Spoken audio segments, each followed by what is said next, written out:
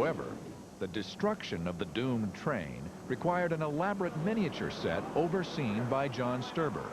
We had to actually go down and measure every square inch of the trains they had on first unit. And that's how we constructed our trains. We had to match completely, almost every square inch. Sturber's crew built 5 exact replica subway car models to be destroyed on a 120-foot length of miniature train track.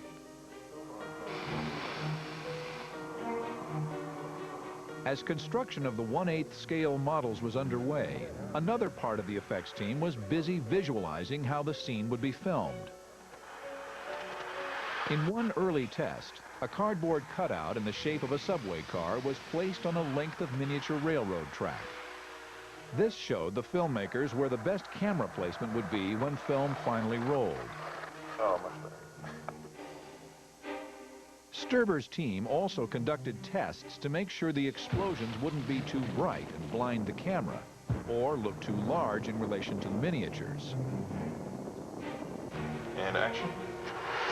The subway cars were filmed with a special camera rig that followed on a separate set of miniature wheels. Both camera and subway cars were pulled along by a wire hidden underneath the track. Sturber rigged the interior of the tiny subway cars with a potent cocktail of volatile chemicals. We had gasoline. We had some special mixes that we kind of produce ourselves to give it some different colors, and it's very detailed explosions. The explosive charges were detonated by tiny trip switches hidden along the tracks, providing catastrophic results. To see them destroyed at the end, if it's spectacular on film, it's wonderful. It's like building that huge sandcastle on the beach with all your buddies, and then at the end of the day, everybody jump on it, destroy it. It's that great feeling, especially if it's captured right on film. Subways weren't the only settings the filmmakers had to recreate to accomplish their scenes of devastation. In the film's finale, Schwarzenegger confronts his nemesis, the Devil, inside a Manhattan cathedral. The setup shots for this scene were filmed inside an actual sanctuary, but the script then called for the church to be torn apart in the battle. The solution to this problem was to again build a miniature. But with so many key shots of Schwarzenegger filmed inside the real church, the miniature that was destroyed needed to be a spot-on replica, or the illusion would fail. For that task, the effects team turned to master model makers Ian Hunter and Matthew Gratzner. This was an existing piece of architecture, so it was very important to make the details match and to be as highly detailed as possible, so that when the miniature is being photographed, there was no question whether it was the real church or a model. It was, completely seamless. The Hunter-Gratzner team fabricated tiny pews, columns, and lighting fixtures for their 1/6 scaled cathedral. The end result was a 45-foot-long, 20-foot-high reproduction of the actual church used for Schwarzenegger's live-action shots.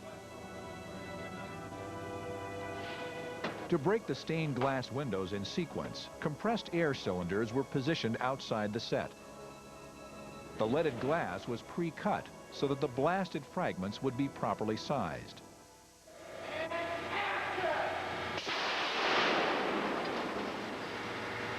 Okay, everybody stays clear until we get the all clear, please.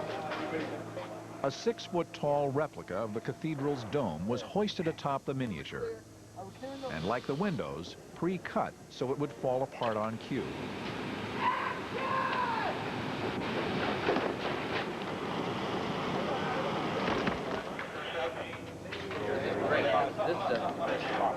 One shot, walk away.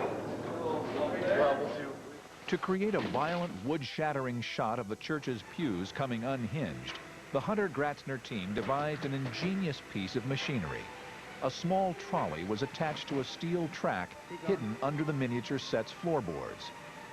Lightweight wooden pews were then fastened to a flexible flooring, allowing the trolley to pass underneath the pews, producing this eerie ripple effect. In the midst of all this clatter, the script called for a giant beast from hell to burst through the church's floor. For this chilling sequence, visual effects supervisor Durst started with the church miniature. We were able to score the floor and through mechanics burst it up. And we had this green shape, which we call the green Gumby, which simulated the shape of the beast. To replace the green battering ram with the beast, Durst turned to animators at design house Rhythm and Hues, led by John Desjardins. In this movie, every single scene was a huge moment. The scene where the creature burst through the floor in the cathedral. Well, that's a short scene, but it's a huge setup to get that creature looking really nicely detailed for all the close-up work it was going to need. In addition to a hideous devil, animated flames were generated to add a fire and brimstone effect. All of these elements were combined to produce a groundbreaking scene straight from a hellish apocalyptic nightmare. God, help me.